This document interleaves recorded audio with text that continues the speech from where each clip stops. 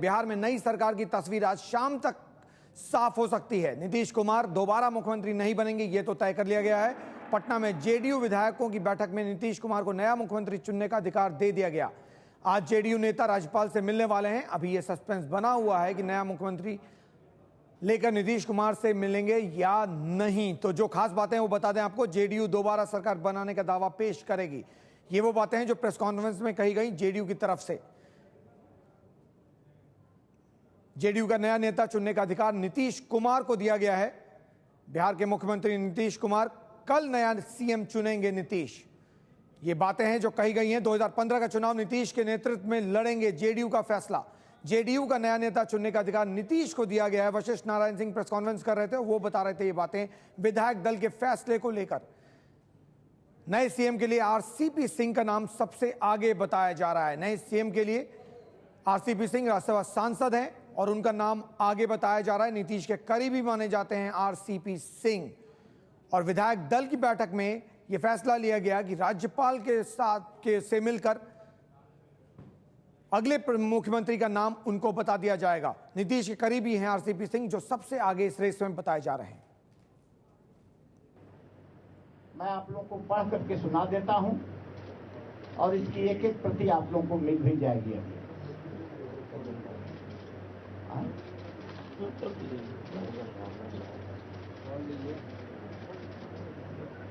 विधानमंडल दल की प्रस्ताव के 4 बिंदु हैं। विधानमंडल दल की यह बैठक लोकसभा चुनाव के पश्चात नैतिकता के आधार पर श्री नीतीश कुमार के त्याग पत्र दिए जाने का भरपूर समर्थन और स्वागत करती है। श्री नीतीश कुमार के इस कदम ने राजनीति में नैतिकता के उच्च मापदंड को स्थापित किया है, जिसके लिए यह बैठक उन्हें साधुवाद एवं बधाई देती है।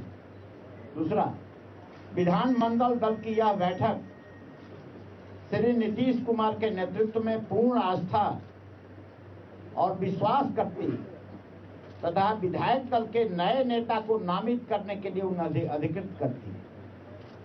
तीसरा, नैतिकता के आधार पर श्री नीतीश कुमार के त्याग पत्र दिए जाने का भरपूर समर्थन और स्वागत करती है। श्री नीतीश कुमार के इस कदम ने राजनीति में नैतिकता के उच्च मापदंड को स्थापित किया है, जिसके लिए यह बैठक उन्हें साधुवाद एवं बधाई देती है। दूसरा, विधानमंडल दल की यह बैठक श्री नीतीश कुमार के नेतृत्व में पूर्ण आस्था और विश्वास करती है तथा विधायक दल के नए नेता को नामित करने के लिए उन्हें अधिकृत करती है।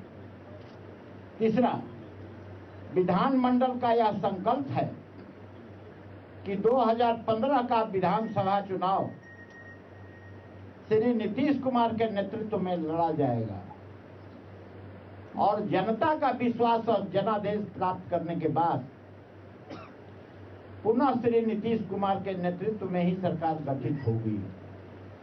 चौथा, विधानमंडल दल का यह सर्वसम्मत निर्णय है कि श्री नीतीश कुमार सरकार और पार्टी के बीच में समन्वय के रूप में कार्य करते रहेंगे और सरकार का मार्गदर्शन भी करते रहेंगे। और इसी खबर पर सीधे लिए चलते हैं आपको पटना, जहां प्रकाश कुमार जुड़े हमारे साथ। प्रकाश, क्या मतलब समझा जाए? जो फैसले हैं वो तो बता दिए गए, लेकिन नीतीश कुमार के रोल को लेकर बहुत साफ तस्वीर पेश नहीं की गई है।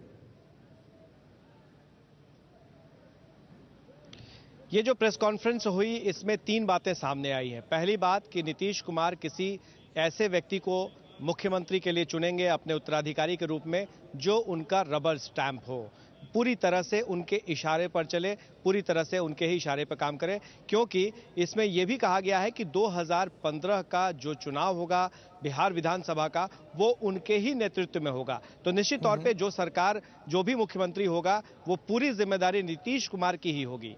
दूसरी बात, एक और सवाल हमने पूछा जबकि क्या नरेंद्र मोदी के डर से नीतीश कुमार ने इस्तीफा दिया है, तो इसका जवाब उनका था कि कोई डर से नहीं, बल्कि उनकी भूमिका बड़ी होगी और नरेंद्र मोदी के उन्होंने खिलाफ में ये सब कुछ किया था।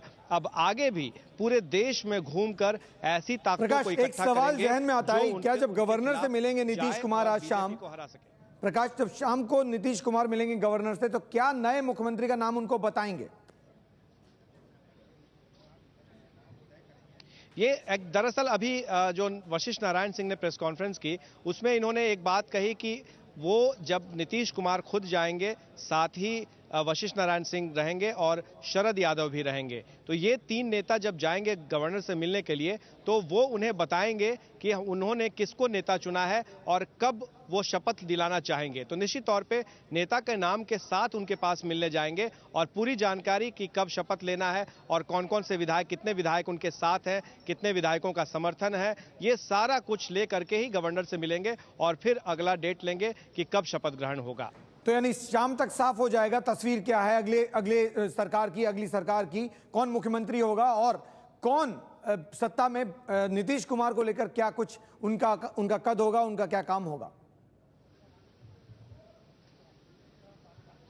बिल्कुल, नीतीश कुमार ये तय कर देंगे कि कौन होगा अगला मुख्यमंत्री, कौन उत्तराधिकारी होगा और किस तरह से आगे के मानचित्र को तय किया जाएगा, रोड मैप बनाया जाएगा। और नीतीश कुमार की भूमिका इसलिए भी अहम होगी क्योंकि अब सारी जिम्मेदारी पहले से ज़्यादा बढ़ जाएगी, क्योंकि दूसरे का चेहरा होगा। एक तरह से ये कह सकते हैं कि खड़ाऊ रख करके जो भी बनेगा वो नीतीश कुमार के ही इशारे पर काम करता रहेगा, क्योंकि ज़्यादा जिम्मेदारी और बढ़ जाएगी बिहार के नज़रिए से, क्योंकि यहीं पर की सत्ता है और यहीं से सब कुछ होना है। तो ऐसे में अभी देखना दिलचस्प होगा कि नीतीश कुमार किस व्यक्ति का नाम आगे करते हैं और किसे शपथ दिलाते हैं। जिन लोगों का नाम आया है उसमें सबसे आगे रेस में है आरसीपी सिंह, रामचंद्र प्रसाद सिंह, जो कि इनके प्रमुख सचिव भी रहे हैं और साथ ही बाद में राज्यसभा सांसद तो बने ही, साथ ही पूरे चुनाव के दरमियान उन्हीं के ऊपर सारा कुछ टिका हुआ था और उन्हीं के जरिए वो पार्टी का काम देखते थे। तो निश्चित तौर पे ऐसे व्यक्ति को अगर कास्ट के हिसाब से भी देखा जाए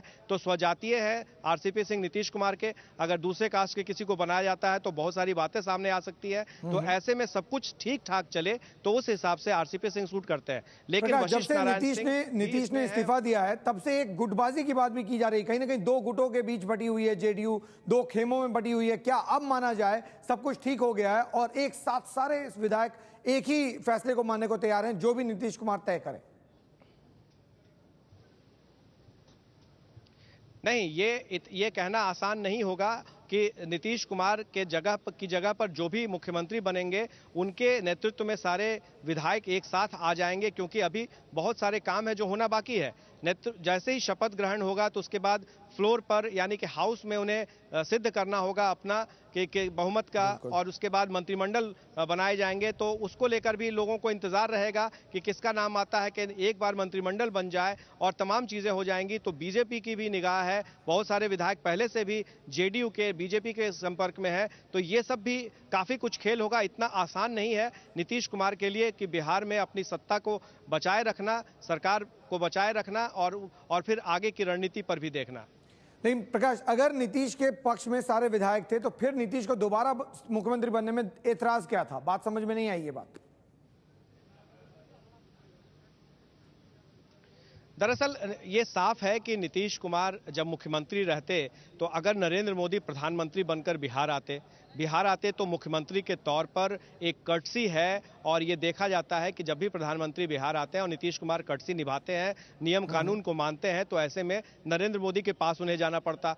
ये एक बात थी। दूसरी बात कि विशेष राज्य के दर्जा की मांग को लेकर के उन्हें प्रधानमंत्री से मिलना पड़ता, नरेंद्र मोदी से मिलना पड़ता। तो नरेंद्र मोदी के साथ जाने, नरेंद्र मोदी के पास जाने, नरेंद्र मोदी का नाम लेने से जब नीतीश कुमार हिचकिचाते हैं तो उनसे हाथ मिलाना, उनके साथ खड़े रहना और उनके साथ तस्वीरें खिंचाना, ये उनके लिए बहुत मुश्किल था। तो नेचुरली ये कुछ ऐसा नहीं था कि कोई भावनात्मक डिसीजन था, बल्कि ये सीधे तौर पे नरेंद्र मोदी के खिलाफ में वो गए थे। और जो चुनाव के बाद जो रिजल्ट आए उसमें ये साफ पता चल गया कि नरेंद्र मोदी के खिलाफ वो कहीं टिकते नहीं है। तो ऐसी स्थिति में नीतीश कुमार के लिए बहुत मुश्किल था नरेंद्र मोदी के साथ दिखना।